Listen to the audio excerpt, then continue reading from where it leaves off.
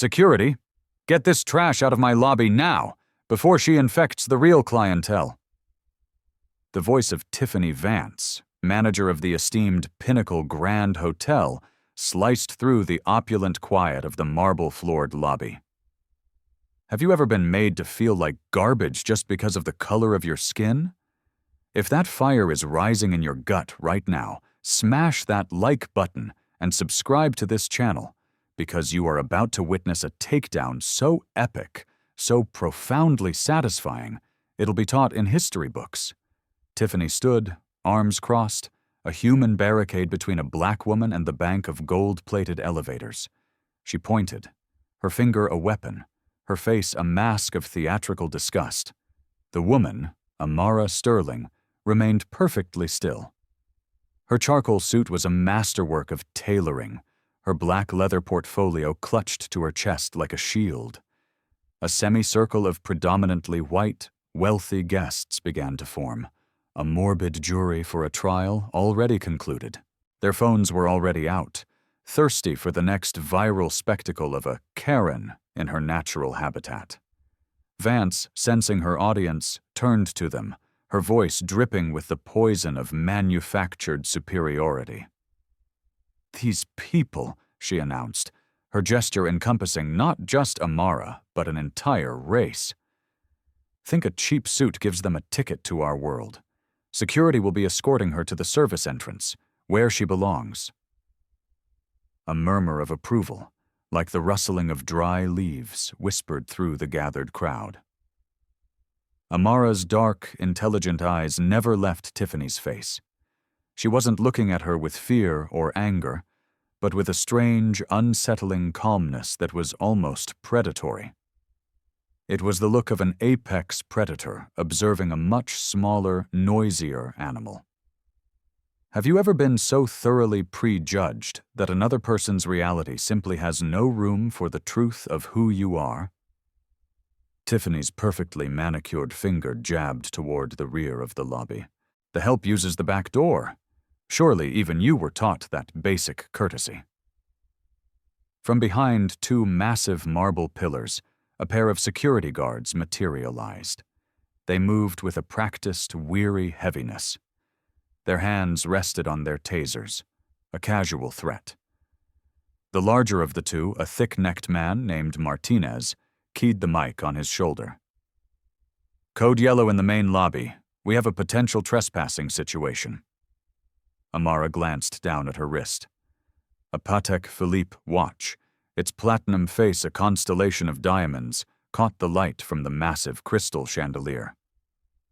"I have 10 minutes until my appointment upstairs." Tiffany's laugh was sharp and brittle, a sound designed to shatter confidence. "Appointment? Lady, the only appointment you have is with the sidewalk on Michigan Avenue." Near the concierge desk, a young Asian-American woman named Chloe Tanaka had her phone held high, live-streaming the entire encounter. She whispered to her screen, her voice a mixture of outrage and disbelief. "You guys are not going to believe this. The manager of the Pinnacle Grand is literally about to throw out this incredibly poised businesswoman for absolutely no reason."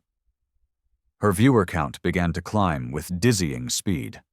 950, 1,500, 3,200. Tiffany noticed the sea of recording phones and leaned into her performance. This was her stage now. "Ladies and gentlemen," she declared, projecting to the back row, "witness what happens when certain people believe designer knockoffs grant them automatic entry into establishments of luxury and class." The crowd's murmuring shifted into vocal support. A silver-haired man in a ridiculously expensive tennis outfit nodded sagely. "Good for you, dear. Standards are what separate us from them."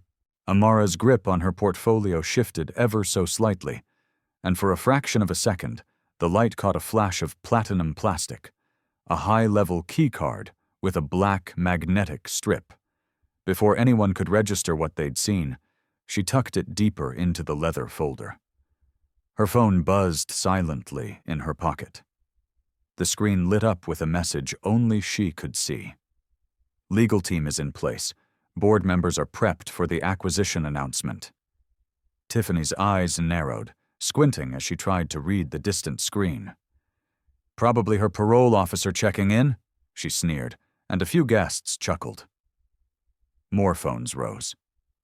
The lobby of the Pinnacle Grand was no longer a hotel entrance. It was a film set, and Amara was the unwilling star. A Facebook live stream began. A TikTok video was uploaded with the caption, "Hotel Karen vs. entitled Woman Schwarz Racism Ausrofart Schwarz Karen." Martinez stepped closer, his partner, Davies, flanking Amara's right. His voice was low but firm. "Ma'am, I'm only going to ask you one more time. You need to leave voluntarily, or we will be forced to escort you out." "I understand your position," Amara said, her voice a calm whisper that somehow cut through the growing noise. "But I strongly suggest you verify my 9 o'clock appointment before you take an action that will be irreversible." Tiffany's face flushed a blotchy, angry red. "Irreversible? Honey, the only thing irreversible here is the stain on this hotel's reputation if we start letting every random person waltz through our front doors."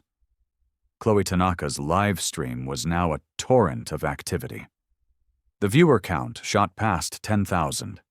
Her hands were shaking, but she held the phone steady, narrating for her rapt audience. "She's just asking them to verify something. A simple phone call, but they refuse to even listen to her. This is getting so ugly." The comment section exploded into a waterfall of text. "Get her name, Tiffany Vance. Someone call the actual news. This is pure racism. Pinnacle Grand, Chicago. Get ready to be review-bombed into oblivion." Wait, why is that woman so calm, though? Something's not right here. Near the bar, a well-known hospitality blogger, James Mitchell, was typing furiously on his tablet. His post, titled "Discrimination in Real Time." The Pinnacle Grand's public shaming was already being shared across dozens of industry forums and social media groups. Tiffany, drunk on the adrenaline of her viral moment, amplified her performance. "I have worked in luxury hospitality for 12 years, she declared, her voice ringing with self-importance. "I can spot someone who doesn't belong from a mile away. This woman," she gestured dismissively, as if swatting away a fly, "is clearly here to run some kind of scam or look for a handout." Amara opened her portfolio again. Just a crack, just enough for her own eyes to glimpse the contents within. Past the platinum keycard lay a stack of documents.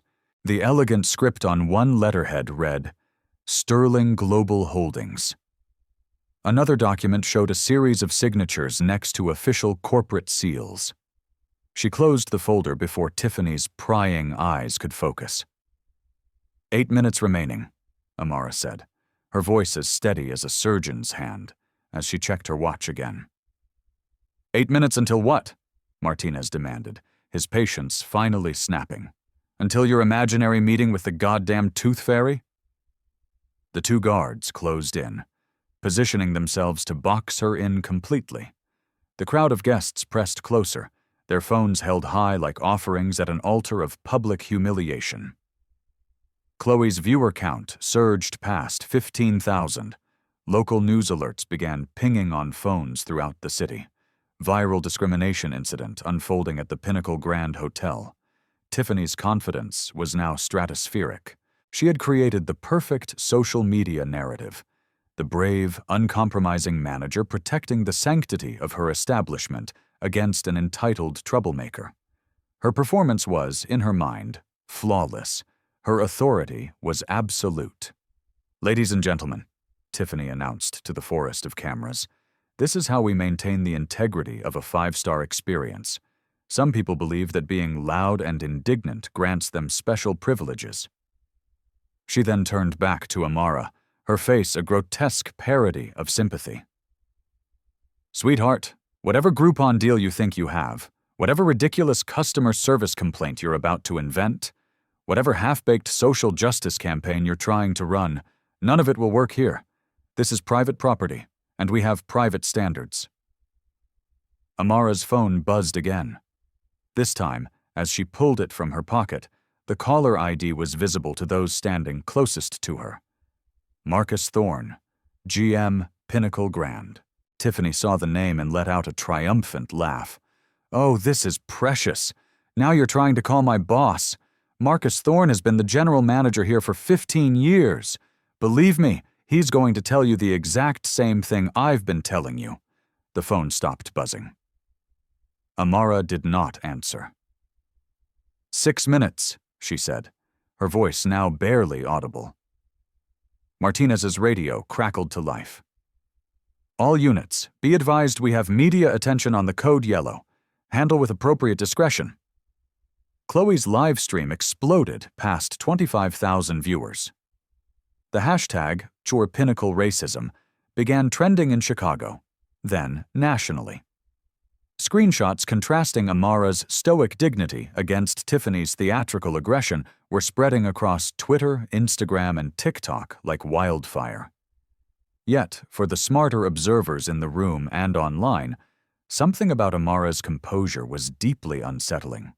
She was too still, too confident. Her eyes held a certainty that simply did not match her supposed predicament. Tiffany, however, missed these subtleties entirely. She was high on her own performance, buoyed by the crowd's approval. "Security," she commanded with a final dramatic flourish. "Please escort this woman from the premises. Use the service exit and be sure to document everything for our official incident report." The guards moved in. The phones recorded every angle, every nuance of the impending physical removal. Chloe's audience hit 30,000, the comments flying too fast for anyone to read. Amara remained perfectly still, her leather portfolio held tight against her chest, watching Tiffany with the infinite patience of someone who not only knew exactly how the story would end, but had in fact written the script herself. The doors to the executive elevator burst open, and General Manager Marcus Thorne strode into the lobby. His silver hair was perfectly coiffed, his suit tailored to within an inch of its life.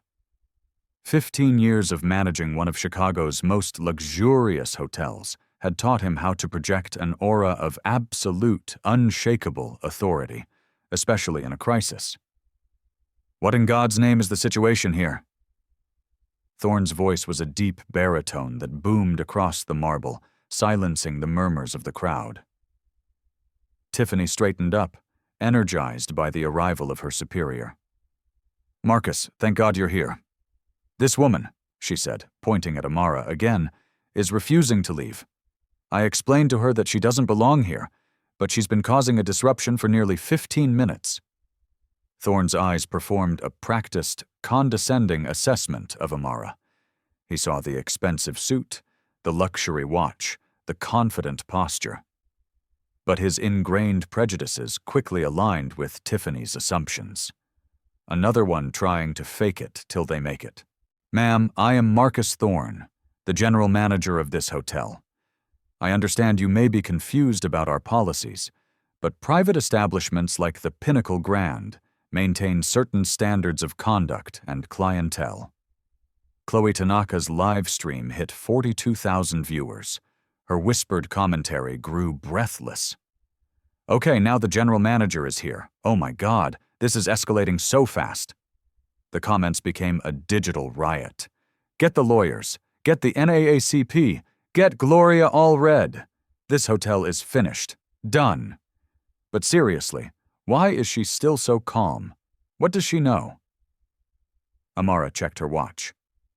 7 minutes remaining. 7 minutes until what? Thorne demanded, his practiced patience already evaporating. "Whatever fantasy appointment you believe you have, I can personally assure you it does not exist in my hotel." Martinez, emboldened by the GM's presence, stepped closer. His hand now rested visibly, purposefully, on the handle of his taser. His partner, Davies, shifted his weight, subtly moving to block any potential escape route toward the elevators. The semicircle of guests, phones still recording, tightened around Amara like a digital noose. "Sir," Martinez reported in an official tone, "subject has been non-compliant for over 12 minutes. Claims she has an appointment upstairs, but has provided zero verification." Thorne nodded approvingly, a grim, self-satisfied look on his face. Our security protocols exist for a reason. They are not suggestions. My name is Amara Sterling, she replied simply, her voice clear and even. Ms. Sterling, Thorne said, dripping condescension, I have managed this property for 15 years. Every legitimate guest is cleared through our reservation system. Every business meeting is pre-approved and logged by my executive office. You, ma'am, are not in our database. A ripple of satisfaction went through the crowd. Thorne's authority seemed absolute, his logic unassailable. This was order being restored. Several guests nodded in agreement, their cameras still trained on the scene, documenting what they saw as the justified enforcement of hotel standards. The blogger, James Mitchell, was still typing furiously from his seat at the bar. His post now had over 1,000 shares across various hospitality forums. Industry insiders were already weighing in, most of them supporting Thorne's firm stance on security protocols. A new post he was drafting was titled, When Hotels Must Draw the Line, a case study in security and standards. Chloe's viewer count continued its astronomical climb, 48,000, 51,000, 55,000. Outside, local news vans with large satellite dishes on their roofs were pulling up to the curb, their logos, WGN, ABC7, NBC5, emblazoned on the sides. A WGN reporter was already texting her producer, Live discrimination incident at Pinnacle Grand. Has massive social media traction. Need a crew here now. This is going national. Tiffany, sensing the momentum was on her side, pressed her attack. Marcus, she keeps mentioning some mysterious appointment. She won't provide any details, and she refuses to leave voluntarily. She's clearly running some kind of social media scam to get attention and a payday. The accusation of being a fraud, a professional victim, hung in the air like a toxic chemical. Several guests nodded knowingly, their minds instantly recalling stories they'd seen online about staged discrimination hoaxes. I require exactly 4 minutes to resolve this entire situation, Amara said. Her voice remained preternaturally calm. Thorne scoffed. You have 0 minutes. This is private property, and as of this moment you are officially trespassing. He turned to Martinez. Call the Chicago police. I want a formal trespassing complaint filed, and I want her removed in handcuffs. The crowd pressed even closer, a suffocating ring of bodies and lenses. An elderly woman dripping in pearls whispered loudly to her husband. Finally, someone with some backbone. Standards still matter in a civilized society. A middle-aged businessman, conspicuously adjusting his Rolex, spoke up for the benefit of those around him. I pay a premium to stay at this hotel specifically because they maintain a level of exclusivity. Good for you, Mr. Thorne. Martinez pulled out his radio. Dispatch, requesting a unit at the Pinnacle Grand Hotel, 505 North Michigan Avenue. Trespassing in progress. Subject is female, black, refusing to comply. Requesting backup for a potential media situation. Chloe's audience blew past 60,000. The hashtag #SparkerPinnacleDiscrimination was now trending nationwide on Twitter. Screenshots flooded the internet, showing the stark, damning visual. A composed, elegant black woman surrounded by aggressive white hotel staff and a ring of approving white guests. But social media is a double-edged sword, and a counter-narrative was already emerging in real time. Hotels have to have security protocols. Why won't she just show some ID or prove her appointment? This smells like another staged discrimination stunt. Jussie Smollett. I support this hotel's right to maintain its standards and security. Thorne, glancing over the shoulders of a few guests, saw some of these supportive comments and gained confidence. He felt validated. He turned back to the cameras. Ladies and gentlemen, what you are witnessing is responsible hospitality management. We cannot and will not compromise the security of our legitimate guests for the sake of social media theater. A well-dressed couple near the concierge desk actually began to applaud. The woman whose diamond necklace was worth more than a modest home spoke loudly enough for the cameras to pick it up. This is exactly why we choose establishments like this. They don't cave to pressure tactics. Amara's phone buzzed. It was a text. Board members arriving early via private elevator. Status update needed ASAP. She didn't answer, but Thorne caught a glimpse of the words board members on her screen. He laughed out loud. Board members? Oh, now you're threatening lawsuits? How predictable. Just another shakedown attempt disguised as social justice. 3 minutes remaining, Amara said quietly. The lobby had transformed into a full-blown circus. Hotel guests abandoned their check-in process to record the confrontation. Chloe's livestream was now at 65,000 simultaneous viewers. Police sirens wailed in the distance, their cry growing louder with each passing second. Martinez's radio crackled again. Unit 12 responding to the Pinnacle Grand ETA 4 minutes. Be advised, media presence is confirmed on scene. Proceed with caution. Did you hear that? Tiffany announced to the cameras, her voice rising with a note of theatrical triumph. The police are on their way. This pathetic charade is about to end. Thorne stepped directly in front of Amara, deliberately invading her personal space. His cologne was overpowering, his presence a wall of intimidation. I don't know what kind of game you think you're playing, but it stops right here, right now. 15 years managing luxury properties has taught me how to spot a troublemaker from a mile away. Several guests murmured their approval. A man in a golf shirt held his phone higher, ensuring he got a good angle of Thorne's authoritative stance. This is how real leaders handle entitled behavior, he narrated for his own social media followers. Amara remained motionless, but a subtle shift occurred in her eyes. The deep well of patience was hardening into something more dangerous, something sharp and calculating. You mentioned troublemakers, she said, her voice soft but carrying an edge of cold steel. In your 15 years here, Mr. Thorne, how many discrimination lawsuits has this property been forced to settle? Thorne's face flushed a deep, angry purple. None, he snapped. Because we maintain the highest professional standards, and we do not tolerate disruption from people attempting to exploit racial tensions for their own personal gain. Interesting, Amara murmured, almost to herself. Chloe's microphone picked up the exchange. Her comment section went into a frenzy. Ooh, she knows something. She has intel. Plot twist is coming. I can feel it.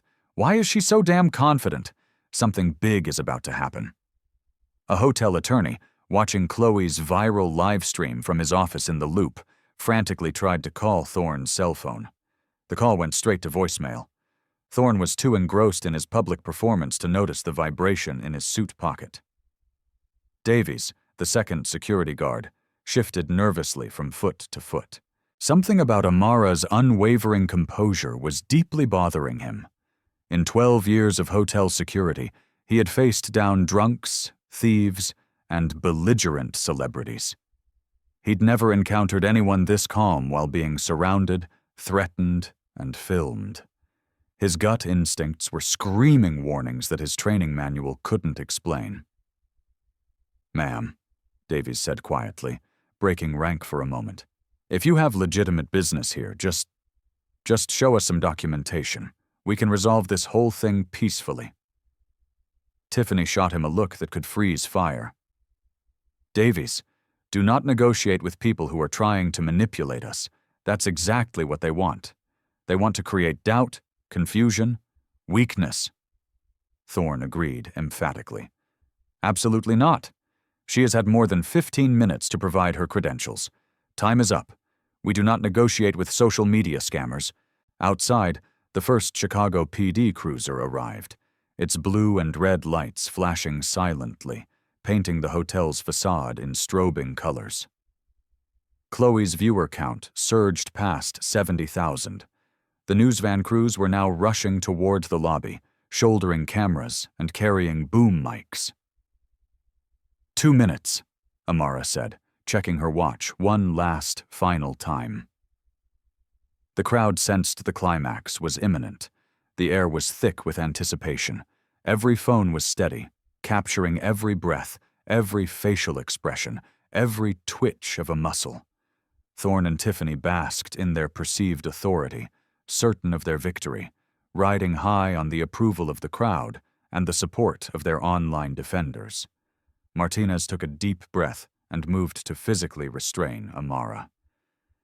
"Ma'am, please place your hands behind your back. You are under citizen's arrest for trespassing." But before his hand could touch her, Amara stepped away from him with a smooth, fluid grace. She moved not toward the exit, but toward the grand marble reception desk.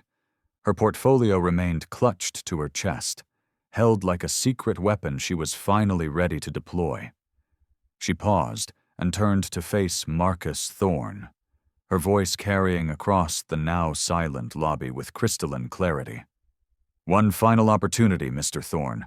Are you absolutely certain you wish to proceed with this course of action?" Thorne laughed for the cameras, a sound brimming with absolute, unshakable confidence. "Absolutely certain. It's time that people like you learned there are consequences for thinking an expensive dress and a bad attitude can grant you access to establishments with standards." The phrase, "people like you," echoed through the marble expanse like a gunshot. Chloe's livestream comments simply ceased to be words and became a chaotic blur. The crowd held its collective breath, sensing they were on the precipice of something momentous. Amara Sterling nodded slowly, a small, knowing smile touching her lips, as if Thorne had just confirmed the final data point in a very long and complex equation. She placed her portfolio on the polished marble of the reception desk and looked directly into the lens of Chloe Tanaka's phone. Her eyes held a knowledge, a power, that made seasoned observers in the room and online suddenly, deeply uncomfortable, suddenly aware that they might be witnessing something utterly unprecedented. "Time's up," she said quietly. Then she opened the portfolio. Amara's fingers moved with the calm, surgical precision of a bomb disposal expert. She extracted a single, multi-page document from her leather portfolio. The paper was heavy, a creamy, high-rag content stock, bearing a series of embossed corporate seals and vivid blue ink signatures. She placed it, face down, on the cool marble of the reception desk. The lobby fell so quiet you could hear the faint hum of the servers behind the desk and the distant, approaching sirens. Marcus Thorne stepped forward, his face a mask of smug confidence. He was ready to debunk whatever amateurish fabrication this woman had cooked up. "Let me guess," he said, his voice oozing with sarcasm. "A fake business card? A photoshopped hotel reservation? We've seen every scam in the book, sweetheart." Tiffany smirked at the cameras, winking at a guest she recognized. This ought to be entertaining. Chloe's livestream audience had just topped 82,000 viewers. The comments were now a frantic, unreadable scroll of pure anticipation. The tension in the lobby was a physical thing, suffocating, electric. With a flick of her wrist, Amara flipped the document over. Thorne's eyes fell to the letterhead first. The elegant, powerful font read, "Sterling Global Holdings, Corporate Acquisition Division." His confident smile faltered. He blinked, as if to clear his vision. Then his eyes scanned the bold text just beneath it. Subject: Finalization of Controlling Interest Acquisition, Pinnacle Grand Hotels International, Inca. The paper seemed to tremble in his suddenly nerveless fingers. He couldn't process what he was reading. It felt like trying to read a foreign language. Tiffany leaned over his shoulder, her brow furrowed in confusion, and began reading the first line aloud before her brain could catch up with her mouth. Effective November 12, 2025, Sterling Global Holdings has successfully acquired a 73% controlling interest in Pinnacle Grand Hotels. Her voice faded into a choked whisper. Martinez, the security guard, caught the document as it fluttered from Thorne's hand toward the floor. His own eyes, accustomed to reading incident reports, scanned the dense legal jargon, the signatures of the board members he knew by sight, the notary seals. "Sir," he stammered, his voice suddenly 2 octaves higher. "Sir, this looks real." "It can't be," Thorne whispered, his face having drained of all color, leaving behind a pale, waxy mask of shock. Amara's voice, now infused with an ice-cold authority, cut through the stunned silence. "I am Amara Sterling. I am the Chief Executive Officer of Sterling Global Holdings, and as of 9 a.m. this morning, my company owns the controlling interest in this property." The words detonated in the lobby like a shockwave. Chloe Tanaka's phone nearly slipped from her trembling hands. "Oh my God!" she gasped to her 90,000 viewers. "Oh my God! She owns the hotel. She literally owns the hotel they were just about to throw out." The digital world erupted. Plot twist of the century. She's the damn owner. This is the most insane thing I have ever seen. They are so fired. Holy sortie. Thorne staggered backward a step, his 15 years of carefully constructed authority crumbling into dust around him in mere seconds. That's impossible. I would have been notified. The board would have told me." From her portfolio, Amara retrieved a second document, a printed agenda. The notification meeting with senior management was scheduled for 10 a.m. today, in the penthouse boardroom. "The very same appointment," she said, her eyes locking with his, "that I repeatedly mentioned." Tiffany's face was a contorted mess of confusion and dawning horror. "You're lying!" she shrieked, her voice cracking. "This has to be some kind of elaborate hoax. Marcus, tell her she's lying." But Marcus Thorne couldn't speak. He stared at the acquisition papers in Martinez's hand, recognizing the authenticated signatures of the board members, the embossed corporate seal of Pinnacle's parent company, the dense, unfakeable formatting of a multi-billion-dollar legal document. Martinez immediately stepped away from Amara as if she were radiating heat, his hand moving from his taser to his side. "Ma'am, we had no idea." "Of course you didn't know," Amara replied, her calm never wavering. "That was rather the point of your colleague's behavior, wasn't it? Assumptions based on appearance, rather than the simple verification of facts." Davies, the second security guard, read the document over Martinez's shoulder. 12 years of experience had taught him what real corporate paperwork looked like. The watermarks, the notarizations, the sheer weight of the language. This was real, absolutely terrifyingly real. Chloe's livestream audience hit 100,000. News helicopters were now circling overhead like mechanical vultures. The hashtag George Sterling owns it was trending globally. The woman dripping in diamonds, the same one who had applauded Thorne just minutes earlier, slowly lowered her phone. "Marcus," she asked, her voice trembling slightly, "is this real? Does she actually own this place?" Thorne's voice, when he finally found it, was a dry, cracked whisper. I need to make some calls." "No," Amara said firmly, her voice regaining its command. "You need to listen." She produced a third document, a thick, bound report with a stark blue legal backing. "My acquisition of Sterling Global Holdings included comprehensive due diligence reports on all major assets and personnel. Your employment history, Mr. Thorne, makes for absolutely fascinating reading." Thorne's face went from pale to a ghastly shade of gray. What do you mean?" "A sexual harassment settlement in 2018, hushed up by corporate legal. a racial discrimination complaint filed by a former concierge in 2020, also conveniently buried. And of course, Amara gestured gracefully to the forest of phones still recording every second. Today's performance, witnessed by over 100,000 people, and counting. The audience in the lobby began to subconsciously step away from Thorne, creating a physical distance as if he had suddenly become radioactive. Their phones, however, remained trained on him, the narrative having flipped completely from antagonist to protagonist. Tiffany, desperate, tried to salvage the unsalvageable. "This is insane. Even if she owns part of the company, we were just following security protocols. We had no way of knowing who she was." "You had every opportunity to simply verify my appointment," Amara replied coolly. "A simple phone call, a database check.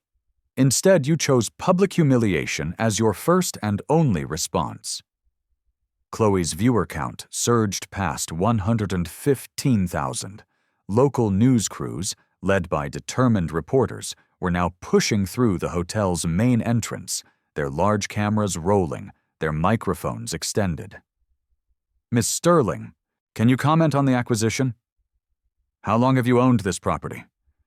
What's your response to this shocking incident of discrimination?" Amara ignored them all, her laser focus remaining on Marcus Thorne.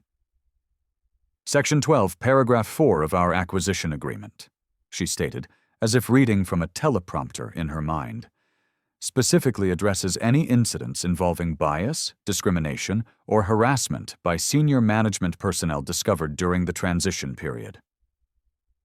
Thorne's hands began to shake violently as Amara slid the legal report across the marble desk toward him. He didn't need to read it. She recited it from memory. Section 12.4 stipulates grounds for immediate termination, for cause, resulting in no severance package, no positive references, and the complete and total forfeiture of all pension and retirement benefits. The words landed like physical blows. 15 years of his career, his reputation, his golden parachute, all vaporized in a single, publicly broadcasted moment. Tiffany's voice rose to a hysterical shriek. "This is a setup. She planned this entire thing. It's entrapment." "Planning what, Ms. Vance?" Amara asked with devastating calm. "Planning to walk into the lobby of my own hotel? Planning to attend my own board meeting? The only plan here was yours, to publicly humiliate someone you instantly deemed unworthy of walking through your doors." As if on cue, the executive elevator doors opened again. A sharp, elegantly dressed woman, Margaret Chen, a prominent member of the board, emerged. She approached Amara with an expression of deep concern and deference. "Ms. Sterling, my sincerest apologies. We've been waiting for you in the boardroom. When you didn't arrive, we started to get concerned." Thorne's legs nearly gave out from under him. The board was here. They were confirming her identity, confirming the acquisition. It was over. "Margaret," Amara said, without taking her eyes off of Thorne, "allow me to introduce you to Marcus Thorne, your soon-to-be former general manager, and Tiffany Vance, your former front-of-house manager." Margaret Chen's face registered genuine shock as she finally processed the full scene. The cameras, the crowd, the police outside, the palpable tension of the confrontation. "What on earth happened here?" "Mr. Thorne and Ms. Vance," Amara explained with lethal simplicity, "made the executive decision that my appearance disqualified me from entering my own property. They summoned security, they threatened me with arrest, and they were kind enough to perform their bigotry for a live global audience." Margaret's face darkened with fury. "Marcus, please tell me this isn't what it looks like." Thorne opened his mouth, but only a dry, croaking sound came out. Tiffany made one final, desperate plea, appealing to her long-standing relationship with the board member. "Margaret, you know me. I've worked here for 8 years. I was trying to protect the hotel's reputation and standards. How was I supposed to know she was—" She trailed off, realizing the trap she had set for herself. Black? Amara finished the sentence for her, her quiet word hanging in the air like an irrefutable accusation. Chloe's livestream hit 125,000 viewers. The comments were a blur of fire emojis and shocked faces. The message, "This is legendary," scrolled by again and again. Martinez and Davies, the security guards, exchanged a panicked glance. Both men had families, mortgages, careers to protect. Martinez took a deep breath and spoke first, his voice filled with genuine remorse. "Ma'am, Ms. Sterling, we were following direct orders from management. We didn't make any assumptions about—" "You drew weapons on the owner of this property," Amara interrupted, her voice unyielding. "You threatened to arrest me for trespassing inside my own building." Davies stepped forward, his expression pleading. "Ma'am, if there's anything at all we can do to make this right—" "There is," Amara said. She opened her portfolio one last time, retrieving a sleek tablet computer. This tablet contains the complete, unedited security footage from this lobby for the last 30 minutes. Every word, every gesture, every moment of this incident. Thorne's face went completely ashen. Security footage, corporate liability, legal exposure, insurance implications. "But here's what's truly interesting," Amara continued, her voice holding the entire lobby captive. "The security cameras also recorded something else, something Mr. Thorne isn't aware I know about, yet." She tapped the screen. A new video began to play. It was security footage from 2 hours earlier, showing Marcus Thorne in his private office, speaking angrily on his phone. His voice, crisp and clear, echoed from the tablet speakers into the silent lobby. "I don't care what the preliminary acquisition papers say. These Sterling Global people think they can just waltz in here and change a system that's worked for 15 years? Well, they're about to learn what real luxury hospitality management looks like." The lobby erupted in a collective gasp. Chloe's livestream audience exploded past 140,000. Thorne's own words, his own premeditated arrogance, had condemned him utterly and completely. Tiffany stared at her boss in pure horror. "Marcus, what did you do?" But Marcus Thorne was beyond response. He stood frozen, a statue of a broken man, watching his career and life implode in high definition, witnessed by nearly 150,000 people and growing. Amara switched off the tablet and placed it carefully back into her portfolio. "The board meeting can now proceed as scheduled," she announced. "Mr. Thorne, Ms. Vance, security will escort you from the premises, immediately." Margaret Chen stepped forward, her voice filled with a mixture of shame and respect. "Ms. Sterling, on behalf of the entire board, I offer our most profound apologies. This behavior is absolutely unacceptable and does not represent the values of this institution." "It represents exactly your values," Amara replied quietly. "Until today." She turned to face the lens of Chloe Tanaka's phone, addressing the 150,000 people watching history unfold. Her voice was firm, clear, and resonant. "Change doesn't happen through quiet dignity alone. It happens when power confronts prejudice head-on, and prejudice loses. Miserably. What do you think is going through the minds of Tiffany and Marcus right now? Drop your thoughts in the comments below. The payback you've been waiting for is about to be served ice cold. And if you haven't already, hit that subscribe button because this is a masterclass in justice." Marcus Thorne finally found his voice, a pathetic, pleading whimper.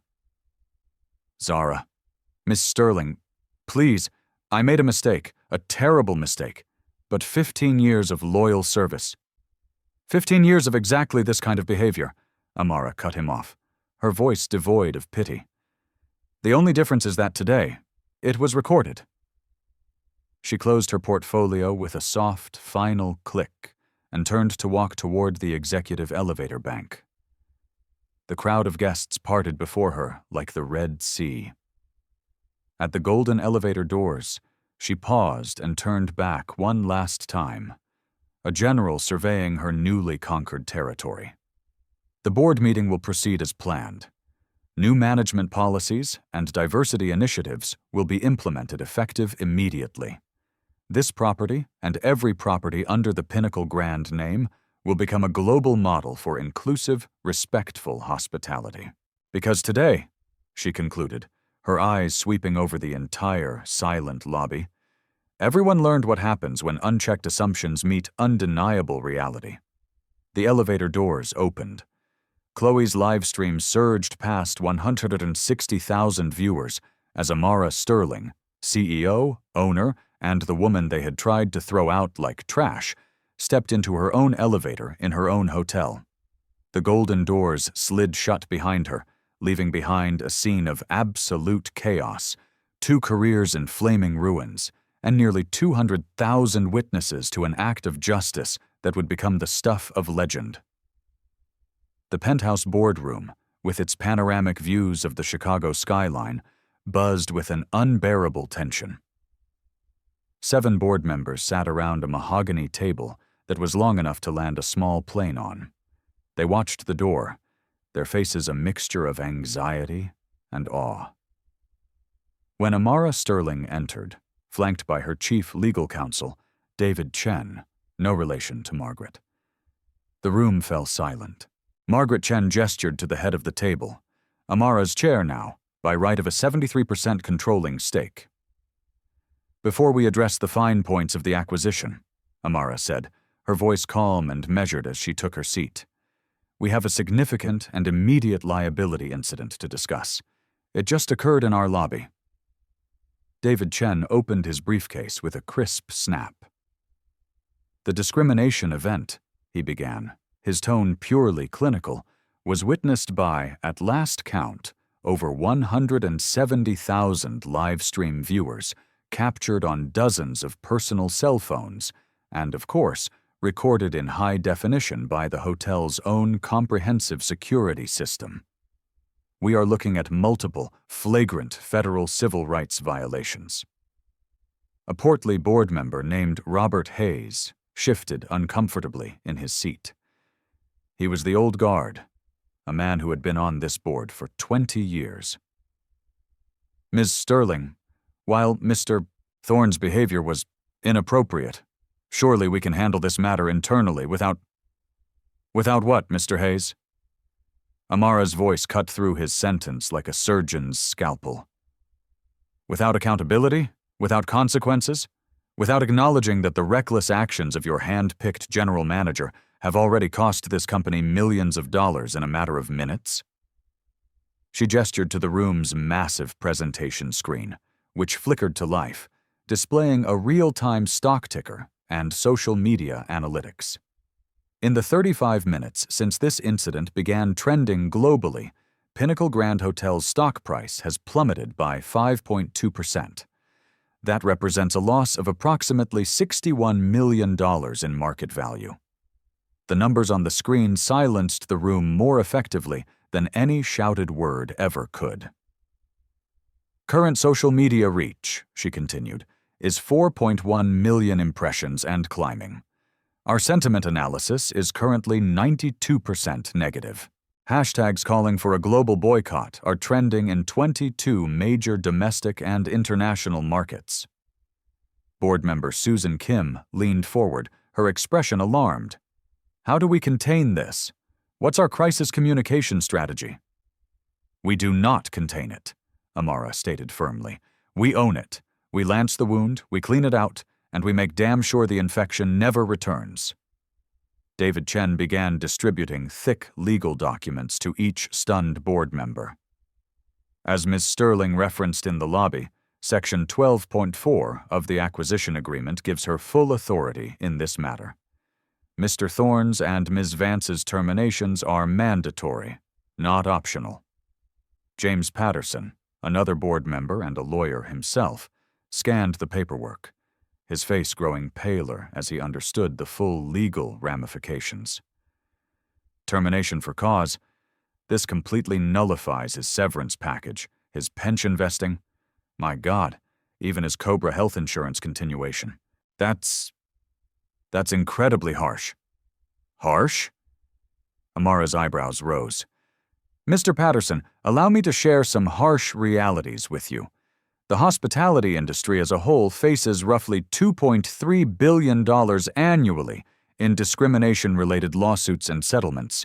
Properties with publicly documented incidents of bias see an average revenue drop of 18% within the first 6 months. She clicked a button, and the screen changed, displaying Marcus Thorne's confidential employment file in devastating detail. Mr. Thorne's personnel file contains not one, but 2 prior formal racial discrimination complaints. Both were settled quietly and confidentially by your corporate legal team, costing this company just under $500,000 in legal fees and payouts. The board members exchanged nervous, guilty glances. Robert Hayes, the 20-year veteran, suddenly became very interested in a speck of dust on the mahogany table. We were not made aware of the severity of those previous incidents, Margaret Chen said, her voice barely a whisper. Which brings us to the core issue. Systemic accountability, Amara continued, her tone becoming more pointed with every word. How does a general manager accumulate multiple expensive discrimination complaints without any board oversight whatsoever? How does this toxic behavior become so normalized, so accepted, so protected? The silence in the room became a physical weight. Robert Hayes, who had personally authorized the cover-up of the 2020 incident, felt a cold sweat break out on his forehead. David, Amara said, turning to her counsel, please outline our immediate liability exposure from today's incident in specific financial terms. David Chen consulted his notes, his voice flat and precise. Federal civil rights violations under Section 1981 of the Civil Rights Act of 1866 carry potential 7-figure fines from the Department of Justice. State-level discrimination penalties here in Illinois can reach up to $500,000 per incident. A private lawsuit for damages, given the viral nature and the extensively documented emotional distress factors, would conservatively start in the $2 to $5 million range. He paused, letting the numbers hang in the air like poison gas. And that, of course, is before we consider the potential for a class action lawsuit if other victims of Mr. Thorne's management style come forward. Robert Hayes now looked visibly ill. Other victims? Mr. Thorne's documented pattern of behavior strongly suggests this was not an isolated incident, Amara explained coldly. Our preliminary due diligence has already identified at least 6 other credible instances of discriminatory behavior over the past 3 years. All were buried, all were covered up.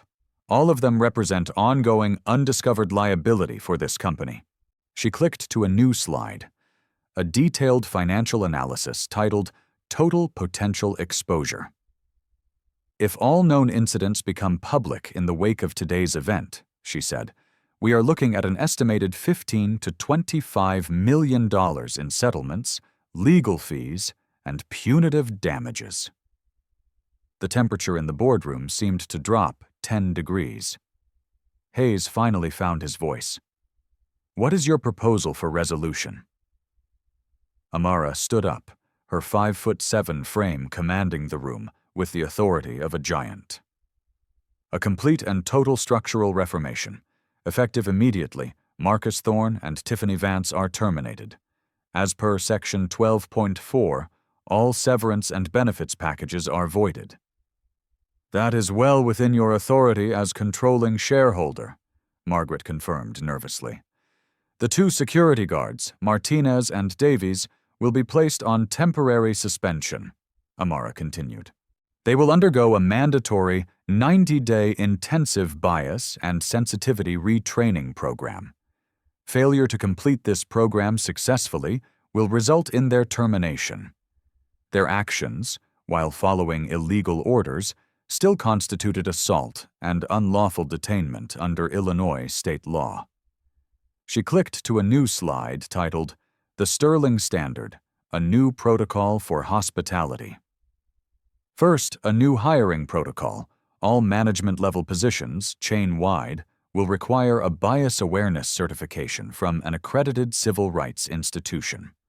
Second, mandatory monthly sensitivity audits conducted by independent external firms with proven expertise in civil rights law.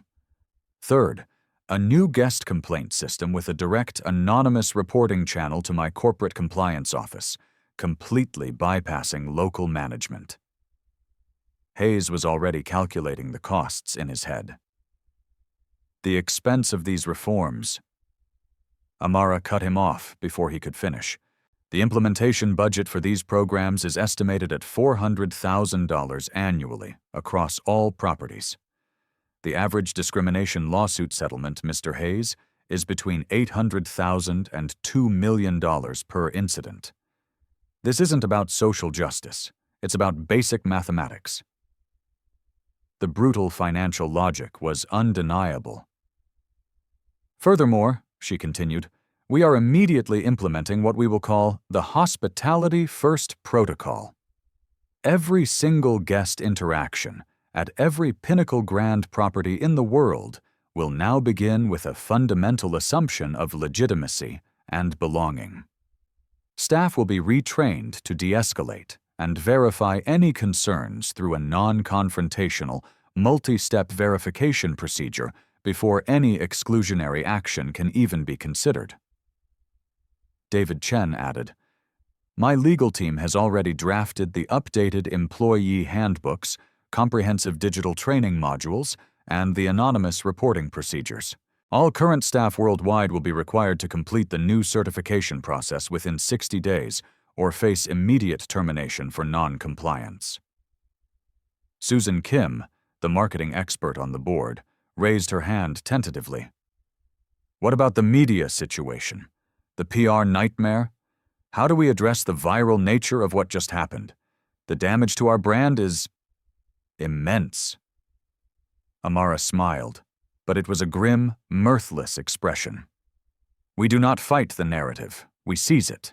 By 5 p.m. today, Pinnacle Grand Hotels will issue the most comprehensive, brutally honest public statement in the history of corporate America. We will acknowledge the flagrant discrimination, announce the immediate terminations of all involved parties, and publicly detail every single step of the extensive reform initiatives I have just outlined." That sounds like admitting legal guilt, the lawyer Patterson protested, his professional instincts kicking in. "We are guilty," Amara replied with uncompromising honesty. Denying an obvious reality that was captured by nearly 200,000 live witnesses would not only be foolish, it would be corporate suicide. Authentic, immediate accountability is the only thing that can build long-term trust and credibility out of the ashes of this disaster. She clicked to a final, comprehensive slide outlining her PR strategy. Total transparency. We will not attempt to suppress or challenge the live stream footage. I will personally grant live interviews to every major news outlet that requests one, and we will publicly partner with established civil rights organizations like the NAACP and the Urban League to independently validate and oversee our reform efforts. Margaret Chen nodded slowly, a look of dawning admiration on her face as she grasped the strategic brilliance of the plan. "You're turning the negative attention into a catalyst for positive change. We become the story of reform, not the story of racism." "Precisely," Amara confirmed.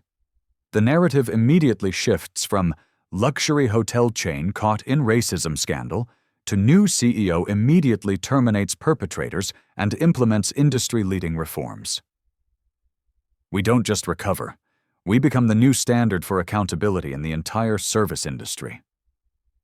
The sheer audacity and brilliance of the strategy left the board momentarily speechless.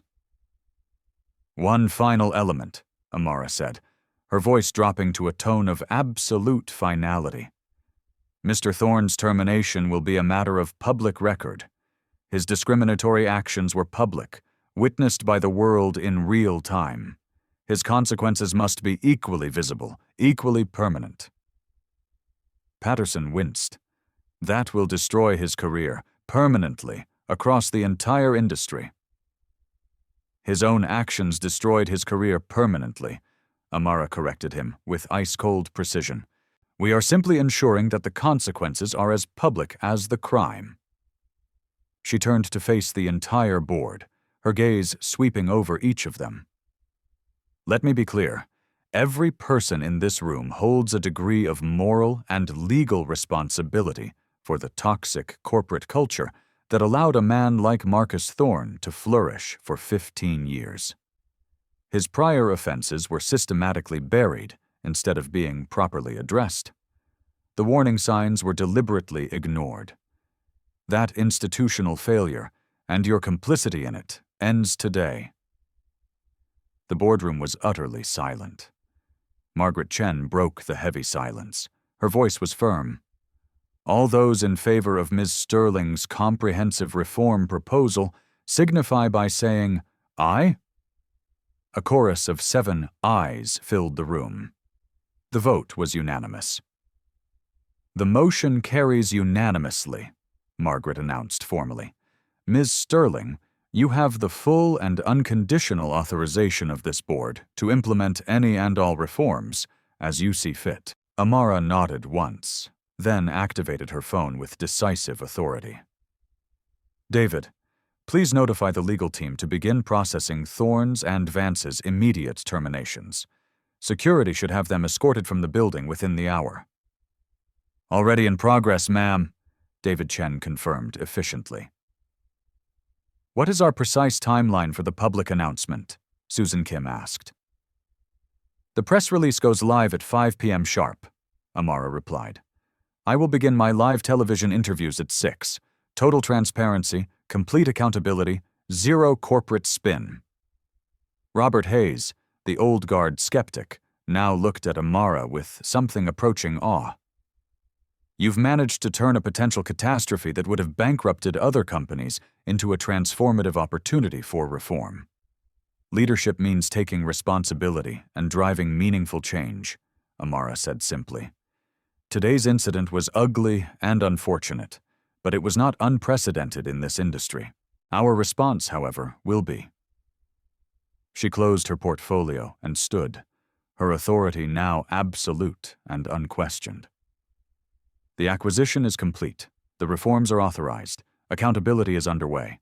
This property will now become the industry standard for inclusive 5-star hospitality." As Amara opened the boardroom door to leave, she found Marcus Thorne waiting in the hallway.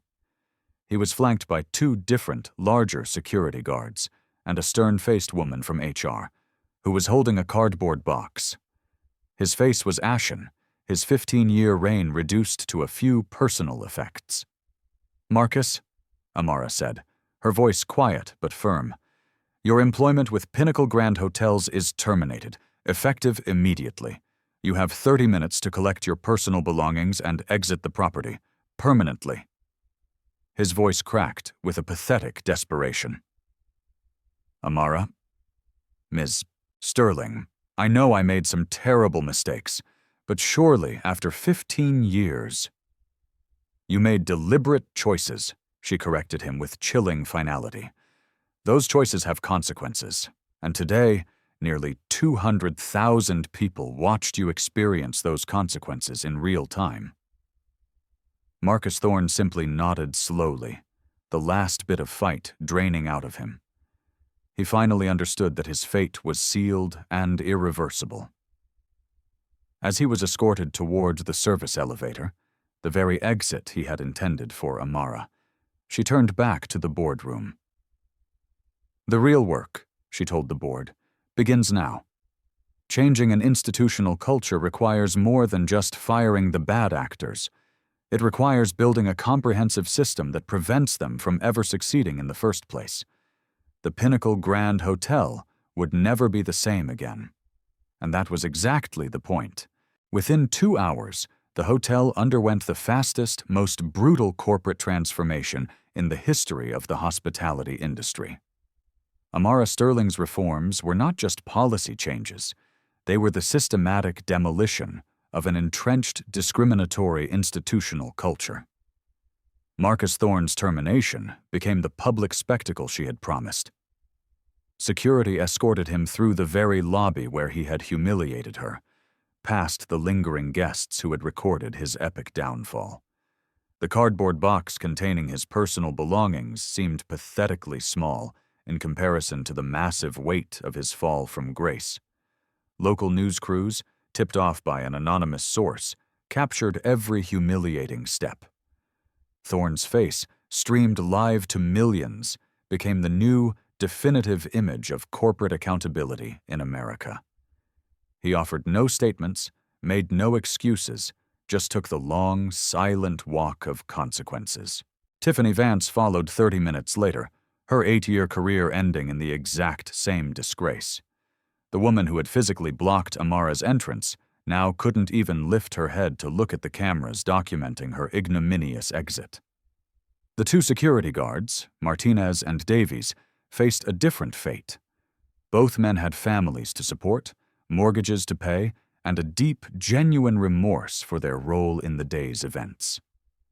Amara's reform program included a path to redemption, but it was conditional on complete re-education and a public apology. "We were following orders," Martinez admitted to Chloe Tanaka's live streaming audience, which had now swelled to over 250,000 viewers. "But following an illegal and immoral order doesn't excuse threatening an innocent person. We were wrong. Plain and simple." Davies nodded beside him. "Ms. Sterling has shown us a measure of grace that we absolutely did not deserve. We intend to earn back that trust through our future actions, not just our words." The Hospitality First protocol was launched immediately. By late afternoon, new, beautifully designed signs began appearing throughout the hotel's public spaces. "At the Pinnacle Grand, every guest belongs. We verify before we vilify. Dignity is always our standard." Amara's communications team worked with the precision of a special forces unit. The 5 p.m. press release did not minimize, deflect, or excuse. It acknowledged the ugly reality with a brutal, refreshing honesty. "The Pinnacle Grand Hotels failed today. Our senior management staff discriminated against our own CEO based solely on the color of her skin. This catastrophic failure of leadership and decency is unacceptable, inexcusable, and will never happen again." The statement went on to detail Thorne's and Vance's public firings and the comprehensive chain-wide reforms already being implemented. There was no corporate doublespeak, no careful phrasing to avoid liability, just raw, undiluted accountability that sent shockwaves through the business world. Major news outlets seized the story within minutes. CNN, NBC, Fox News, and the BBC all led their evening broadcasts with the same irresistible narrative. Billionaire CEO, racially profiled on day one, fires staff who discriminated against her. But Amara's masterstroke was her proactive partnership with civil rights organizations. The NAACP, the Urban League, and the Southern Poverty Law Center all issued concurrent statements, endorsing the Pinnacle Grand's reforms as the new gold standard for corporate accountability. Dr. Kimberly James, a scholar from the Civil Rights Institute, praised the response during a live interview on CNN. Ms. Sterling had grounds for one of the largest and most slam-dunk civil rights lawsuits in modern history. Instead, she chose to leverage her power to force systemic change. That isn't just good business, that is true leadership. The hotel's internal transformation was immediate and visible. The first wave of new staff training modules began that very evening. Aggressive new diversity hiring initiatives were launched overnight. The new anonymous guest feedback systems were activated instantly. Margaret Chen, representing the board, issued her own powerful statement. Today, we learned the hard lesson that silence in the face of prejudice is complicity. The Pinnacle Grand will never be silent again. The financial markets, after their initial shock, responded with surprising positivity. The Pinnacle Grand's stock, which had plummeted 5.2% during the incident, recovered completely by the next morning and closed the week up 2.1%. Investors, it turned out, heavily rewarded authenticity, decisive leadership, and the mitigation of future legal risks. But the real test came from the market itself. Guests of color, who had subconsciously avoided Pinnacle Grand properties for years due to their stuffy, exclusionary reputation, began making reservations.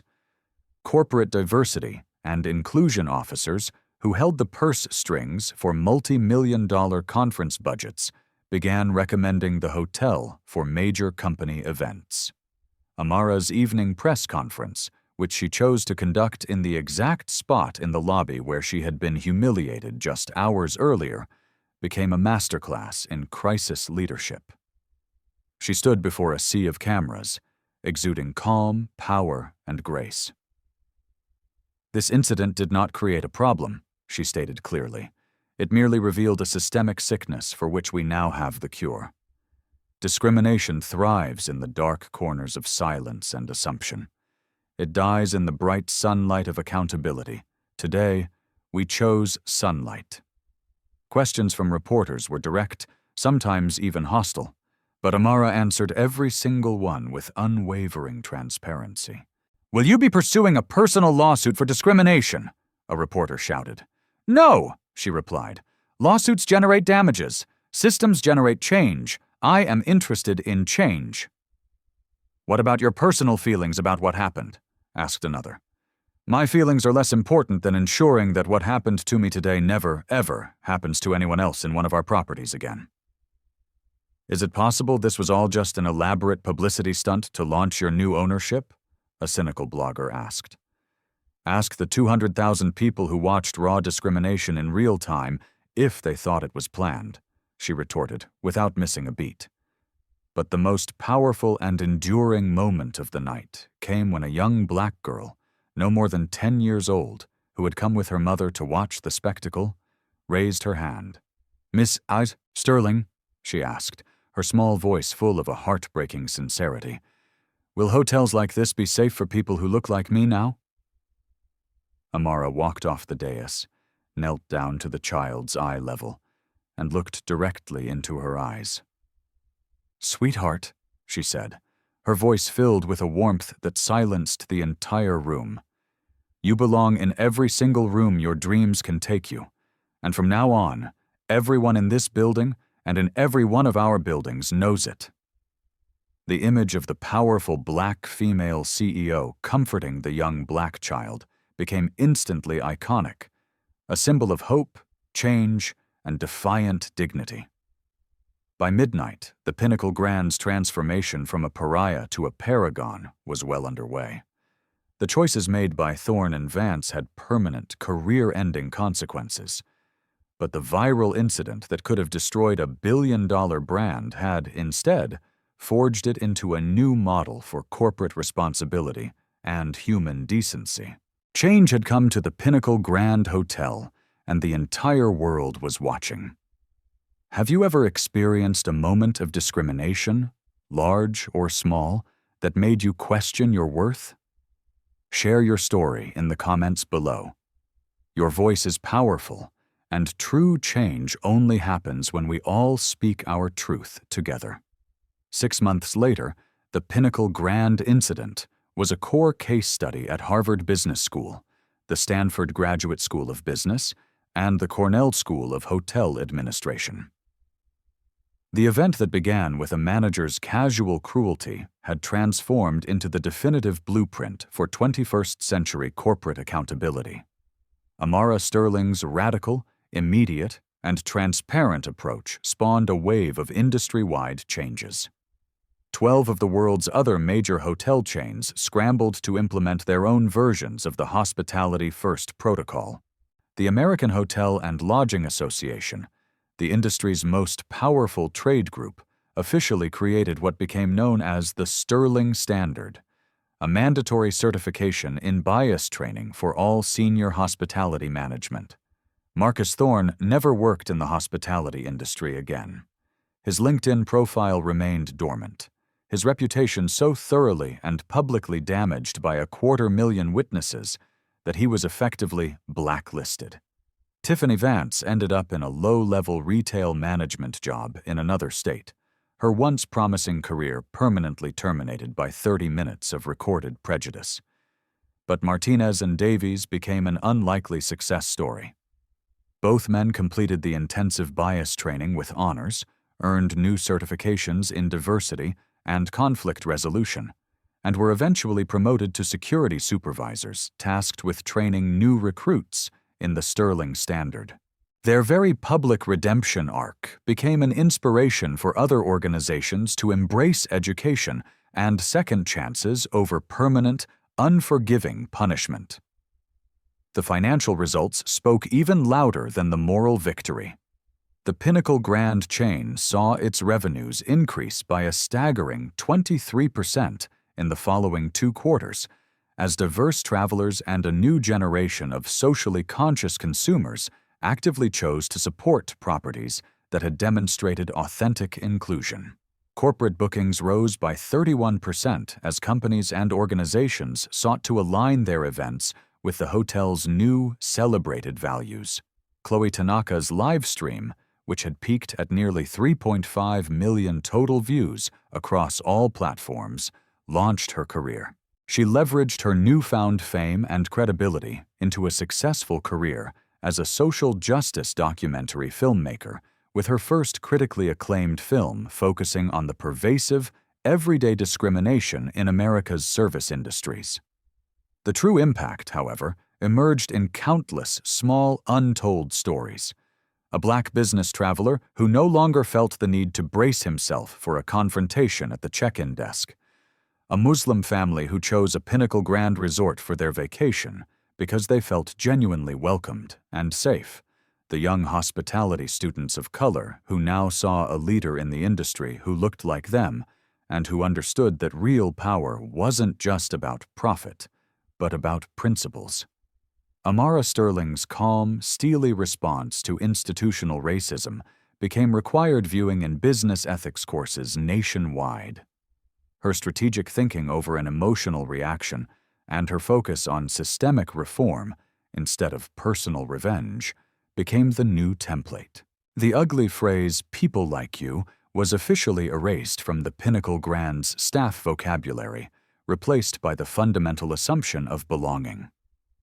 The incident taught corporate America a powerful lesson: that discrimination has real, tangible costs, financial, reputational, and moral.